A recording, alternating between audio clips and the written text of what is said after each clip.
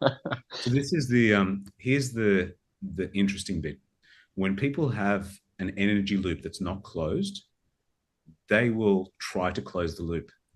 What that means is they'll actually reach out to you to say, I question, did you mean, or something where it gets the conversation going, where instead of just delivering more entertainment, you're really engaging with a human. Wow. So you call that leaving the energy loop open? Is that the name you gave it? Interesting. Well, I didn't invent that name, but yes, that's the one I use from my learnings. Wow. Yeah. Well, yeah. I mean, that's a great way of putting it. In public presentation, we talk about that simply as pausing. There's pausing Injecting from that. pauses into your delivery as a way of getting people to think or ask a question or take in what they've. But you know what? The effect of that closing on that presentation, I did stop rather abruptly because I was conscious of the fact that four or five people had already spoken and this big audience was kind of getting over it. So I needed to be snappy and get in and get out. And once I'd made my point about connection and that it's hard and people struggling with that on video, and we know how to do it. Once I'd made that point, I was just going to let that hang in the air. And then Noah jumped in, and then she described her experience working with us, and she did it in a way that was better than anything I could have said. So it invited her to come in and fill that space. So you saw how that worked, right? Now that was all unplanned. And this is the thing, being able to do this in real time, in the flow, responding to what's happening in the room. So yeah, I was really pleased with how it all went. And I'm very grateful for the opportunity. So this is one thing that I'd really like to emphasize to people watching this. If you're running your own business, if you're scaling, you're increasing the size of your business, there's two ways for you to gain more clients. You can be the person who goes out and knocks on doors and physically shakes hands and kisses babies, or you can create what's called a silent salesperson. And what that means is it's almost your brochure. So when you're doing a video and it's a small video clip, but it's a clip that opens a loop that gets people to ask the question, to interact with your brand or yourself, it's not you showing up and just doing the work. You do the work once, but you can reuse that material over and over again. And you can cross platform.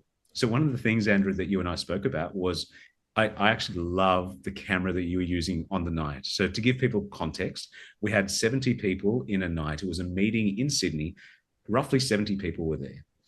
You presented to 70 and you very generously filmed the event. You had a proper professional tripod, you had a proper professional film person who was filming, who actually knew how to use a professional lens with a Canon body. There was a professional Canon, it wasn't the hobby style. So the difference is obviously you're going to get a very big file when you get home and start to edit it. The other option is for somebody to take their mobile phone and say, you know what, with the new AI, with the current mobile phones, whether it's a Samsung or it's an Apple or it's any brand that's out there, they do have good video cameras. They do have the ability to capture enough if you've got a room with enough light. Like it's a different story when you're trying to do a cinematographic, more on a red balance or a blue balance. That's very different. But your normal, your average type of filming, you could do that for somebody on your camera and you can do the editing. So the quick thing we spoke about is now you realize that your benefit isn't just the $100,000 equipment that you bring to the game. It's actually your years of experience in telling a story that engages, that captures. And so, what do you say to somebody who's a small business owner who maybe they want to launch in 5 years' time, they want to scale, but right now they've got a shoestring budget and they want to get more customers, which means they need to be out there with a good quality video. So, Andrew, what would you do if you were forced to work on a budget and maybe even use the brand new mobile phone to film? Well, let me just start by saying a big thanks to Renee DeVere for inviting us along. My colleague Dominic Flanagan and I, he was the guy behind the big Canon camera, which you need for an indoor event because the phones struggle indoor with all the LED lighting and the color, it just doesn't look all that great. Phones are great outdoor when you've got lots of light, as you correctly said. For anyone who's got a new phone with a fantastic camera, that's great. There's so much you can do with it. I mean, we're using phones now as part of our shoot, as well as the big cameras, because there's all sorts of advantages to them. You know, it's fast. You can get into intimate situations without scaring people off, all sorts of things like that. The thing is, though, you have to know how to use it. It's a bit like being a musician. You know, if I send you a bass guitar and a keyboard and drums and you get together with a few of your friends, can you really play? You know, you may have this thing in your pocket, but you have to know how to use it. So if you do know how to use it, and that's just about framing, composition, light, all of that sort of thing, then what you can focus on is the content. Because after all, video is only a container for you. You are the content, right? Your message to your client.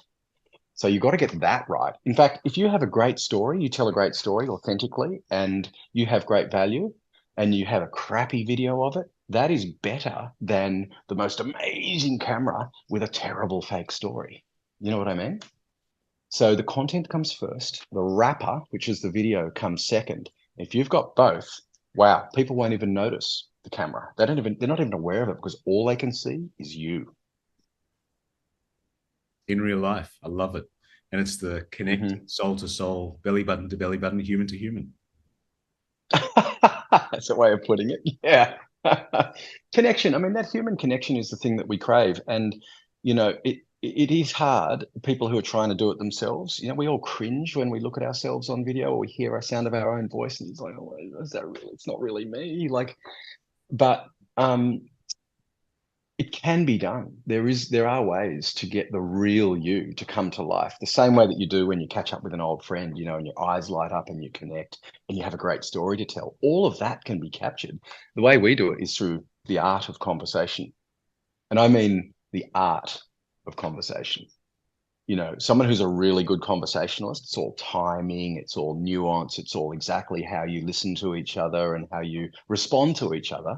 And then all the body language and all the energy and all the light just flows out of you. So that's what we capture. And then you throw a whole lot of amazing visuals on top of that with the music and all of that. And now, oh my, you can really move people. You know, you can feel something. I mean, why is it that we'll sit through a 2 hour movie and be riveted on the edge of our seat? Or be welling up towards the end. How does all that happen? Well, you can take all those little techniques and you can apply them to business videos now that you shoot with an iPhone. It's extraordinary what's happening, and then not to mention all the new AI tools in post production as you're already experimenting with, Amir. So, from a visual perspective, you're delivering video. A lot of people, when they consume social media, they're watching it with the audio off, so they're only reading the text, or alternatively, they're on a busy area. You have to stop the scroll. So people scroll through the height of the Empire State every single day. So a lot of stuff just goes so fast.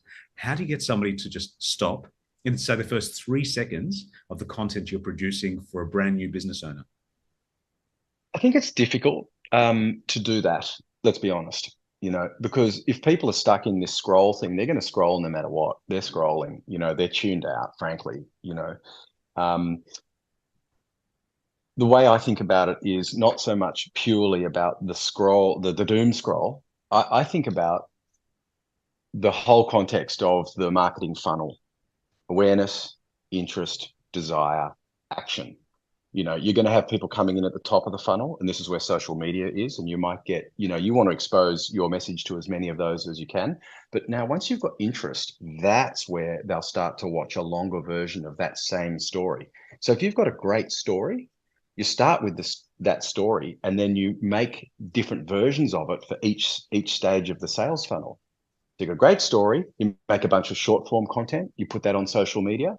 Then once people are really interested in you, they come in and they're having a look at your website. Well, then now there's the 2 to 3 minute version, which has more richness, more depth, more emotional power, more detail about the problem that you solve.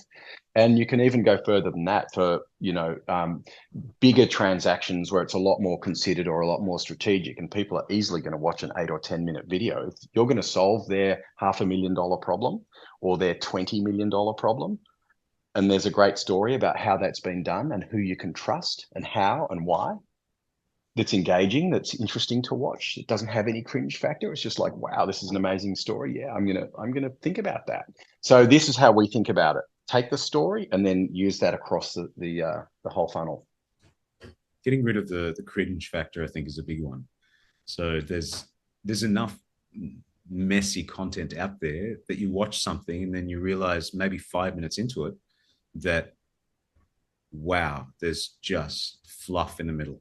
And the fluff can be as if somebody is just trying to expand what they're doing, or they're saying, they're feeling something that just doesn't resonate. And so the scary thing is when you're looking at the top of the funnel, when you've got everybody in the funnel, you don't know who to speak to. You don't know if they're an auditory or a visual person.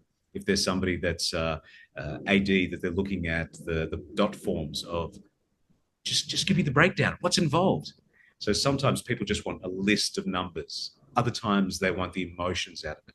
You don't know if you're speaking to, in the old terms, a left brainer or a right brainer. You don't know if you're speaking to somebody who's going to be heart centered or soul centered, or somebody that's like, show me the money. Let's just get to the numbers. So, how do you contextualize, or how do you present something where you're not fluffing, you're not just putting in extra stuff, and then that becomes cringe-worthy to the person who just wants the numbers, and vice versa. If it's all fluff and it makes it the opposite, so it's either going to be all numbers and you're upsetting these people, or it's all heart-based and you're upsetting those people. How do you work that out into a first bit? That's a very good question. I'm going to try to limit my answer to about 2 minutes here because we are just discovering some incredible new ways to address this exact problem with all these new tools, these software tools, let's call them. Let's not use the word AI. It's too broad. It's too, who knows what that means? It's AGI, blah, blah, blah, but let's just talk about large language models specifically, or machine learning. So I've come from a software technology marketing background and made many, many videos about software and technology. I was at Microsoft for a long time. It's kind of where I got started. And recently, we realized after testing large language models that if you have, well, firstly, let me just say that AI is producing an enormous amount of fake, cringy content, right? Also some amazing stuff. It's just think of the volume. I think that 99% of the internet will be fake stuff within months because it can just be churned out on such an incredibly fast scale. What is so paradoxically authentic, real content with that personal connection and we can all recognize it, like we're these evolved mammals that have this incredibly sophisticated bullshit detector. So real when you see it, you're affected by it. So if you can capture the really good content up front, now we have tools to automate the transcript of that. And then you can use the large language model to tailor that exact message as it came out of your mouth, from the horse's mouth, in the way that you say it, in the spoken delivery, not the written, which is sort of another layer. The written word is almost like metadata, I think of it, rather than the primal way that we connect and communicate is vocally, right? Listening and speaking. So if we're using that source material to generate the transcript, and then we know how to do very good prompt engineering to be able to generate content for the numbers person, for the emotional person, for the person in this demographic, that demographic, for the person in this area or that area, well, now you can create versions of the content that people can select for themselves. If people want to read, they can read. If they want to watch, they can watch. They're getting the core message from you tailored in a way that makes sense to them. So that is what is happening right now. But have you heard of the old adage, GIGO? Garbage in, garbage out. So if the input into this AI tool is garbage, forget it. Honestly, you have to create the high quality content first. And that is what we do. And everyone's capable of it. It's just hard to do by yourself. It's hard to do with production crews who don't really get your business or understand you or can help you come to life, And as I say, we do that through conversation, through provocative, interesting conversations, through exploratory conversations, and through, if you like someone and trust them, you'll open up. And it's that, that we strive for. So when you see it all come to life and you finish the video and you deliver it and there's the real person, that's them, and people are reacting to that, that just makes my heart sing. That's why we do this. Wow. So, Andrew, would you put your details in the comments so people can reach out to your company? You'll feel free to do Sure. a website or a phone number or whatever. So once I post this, just go onto LinkedIn and you'll find Andrew's details on LinkedIn on one of the posts, one of the comments on the post. So, Andrew, All thank right. you So I'm very just much typing in. for spending the time with me today. I'm going to post this through on a few different websites on social media, etc. But if you want to get through to Andrew and you want to find out what it's like to get interviewed, but then for your ideal buyer to actually hear the message the way they want to be spoken to, then reach out to Andrew, and Andrew and his team will work out what time, what budget, how long, and how much content you can get out of it. Because quite often, an hour you spend in solitary doesn't produce the same result as a minute with an expert. So spend time with somebody who actually has been doing this, doing it successfully, using the right equipment, the right tools, but is constantly updating. Because there's nothing worse than somebody that says, oh, we've been doing it the same way for the last 100 years, especially in digital.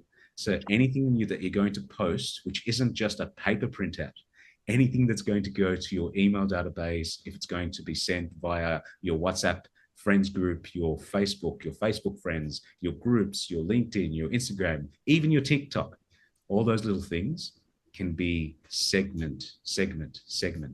If you get the right advice, you're not wasting time. You're using time to multiply your efforts. So reach out to Andrew. And Andrew, thank you so much. And it was great seeing you in action yesterday at a function with 70 people that I feel at least 65 out of the 70 you've never met before. Would that be right?